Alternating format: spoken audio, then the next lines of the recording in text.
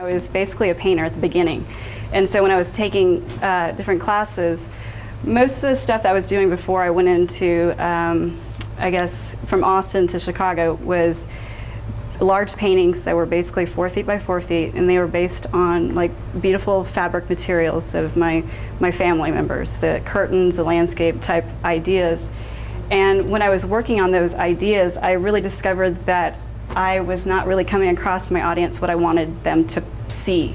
And I was presenting all these different veils through my paintings that were really pushing my audience members away. They were beautiful pieces for me, but no one else. And fabrics that I had created with these big paintings were something that my family members could realize and understand, but other people like you guys would not understand that this was something very important to me or important to you.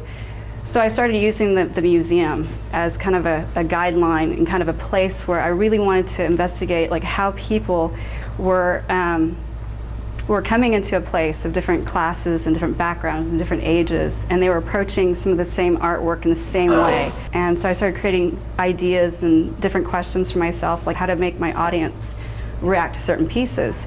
So I started creating this piece that was on an 8-foot ledge, and it was a grass piece that looked very similar to this, but just long. And it made the audience, any class, any race, any age, walk from front to back of the piece. And it was based on landscape ideas of like experiences in Texas of us as children laying with, on our stomachs in the green grass and peering through and seeing all these great things.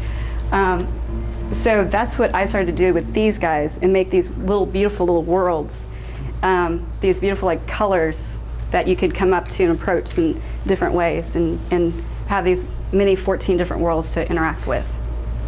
This is the actual color. Wow. And then so this is a solid coloration. And so since it's protein-based dyed, it's kind of like a combination of like Easter egg dyeing and sort of like a chemistry set, I guess. And so you could take these solid strips and re-dip them when they're dry and get different like glistening effects. Shadows are definitely important for me. I just feel like it's almost like another drawing without my hand being in it. It is my hand, but it's also not.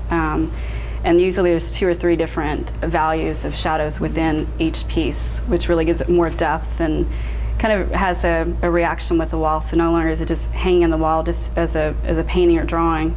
It's also having some sort of interaction with the wall. And a lot of these are drawn out watercolor drawings beforehand or sketches with ink. Pretty much anywhere I go, I get ideas. If I'm going for a walk, I might see a crevice with grass spread out, or I might see this one scene when I was doing a walk. It had something that was called surrounding, what I would call surrounding. It was this one lone little flower that had all this structure around it, supporting it. I really wanted sort of like a universal feel, like everyone would understand certain things. And I sort of wanted to have these simple like shapes that really basically just were so simple that it defined like this is a flower, even though the petals are missing. So they were kind of ambiguous and kind of strange, but cute and eerie and weird and just all these different elements together.